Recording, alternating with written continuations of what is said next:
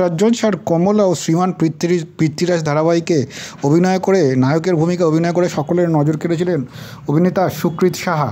মূলত বেশ কিছুদিন পর্দায় তাকে দেখা যায়নি। মূলত আয়ান্না চ্যাটার্জির বিপরীতে এই ধারাবাহিকে দর্শকের মন জয় করেছিলেন তিনি। তবে বেশ কিছুদিন পর আবারও ছোট পর্দায় ফিরছেন সম্পূর্ণ ভিন্ন রূপে সুকৃত, এমনটাই জানা যাচ্ছে। মূলত এক আধ্যাত্মিক চরিত্রে তাকে দেখা যাবে লোকনাথ ব্রহ্মচারী রূপে। তার এই নতুন রূপের নিয়ে ইতিমধ্যেই চর্চা শুরু হয়েছে।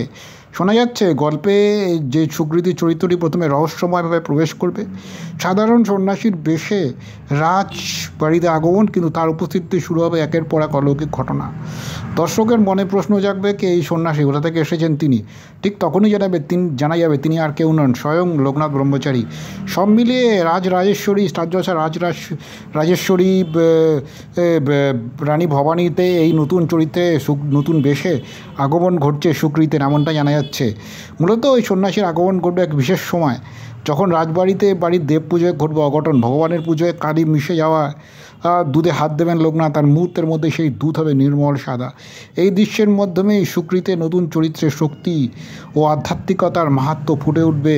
সব মিলিয়ে নতুন প্রকাশ্যে এসছে রাজেশ্বরী রানী ভবানীর নতুন ঝলক। আর সেখানেই প্রশংসিত হচ্ছে, দর্শক প্রশংসা করেছেন এই নতুন চরিত্রে সুকৃতকে এই নববেশে দেখে। সব মিলিয়ে আগামী দিনে রানী ভবানীতে সুকৃতের চরিত্রের দিকে সকলের নজর থাকবে।